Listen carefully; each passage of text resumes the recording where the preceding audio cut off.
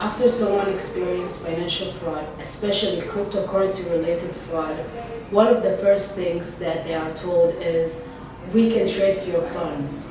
On the surface, it sounds helpful. Many companies market fund tracing as the first step toward recovery. They promise detailed reports, wallet analysis, and transaction tracking.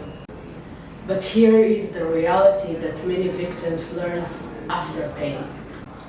In many cases, fund tracing alone, without proper evidence, documentation, and legal alignment, is not enough to support court action or asset return. In today's video, we are going to talk about how fund tracing services actually work, why many reports are legally ineffective, how some companies profit from selling reports without recovery, and what victims truly need to understand before paying those services. If you value educational content that protect victims from further harm, subscribe to this channel. After financial scams, victims usually desperate for answers. They want to know, where did my funds go? Who received them? Can they be recovered? Fund tracing companies often step in at this emotional moment. They offer clarity, structure, and promise of progress. And to be clear, blockchain tracing itself is not fake. Blockchain transactions can be followed. But tracing transaction is not the same as building legally usable case. Most tracing reports include things like wallet address, transaction hash, blockchain flow diagram, timestamps, movement between wallets. They include charts, graphs, and technical language. But here's the critical issue.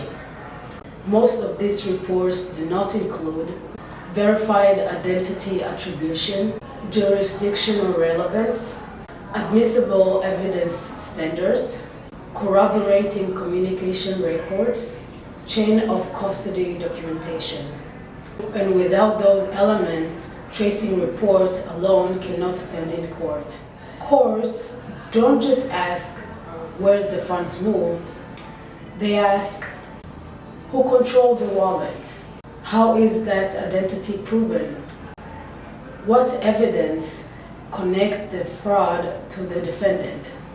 A tracing report without supporting documentation is often considered informational, not evidentiary. It means it may help someone understand what happened, but it doesn't automatically support legal action. In many jurisdictions, judges require authenticated records, verified communications, consistent timeline, proper documentation standards. Without these, tracing reports often ended up unused. Here's where the industry becomes problematic. Some companies market tracing as if it leads directly to recovery. They charge high fees, sometimes thousands of dollars, for reports. But their service ends once the report is delivered. No legal coordination, no case preparation, no next steps. The victim left with document and no path forward. These companies is not necessarily illegal, but the issue is misaligned expectations. They profit from selling reports, not from helping victims progress towards resolution. It's important to say it clearly. No legitimate service can guarantee fund recovery.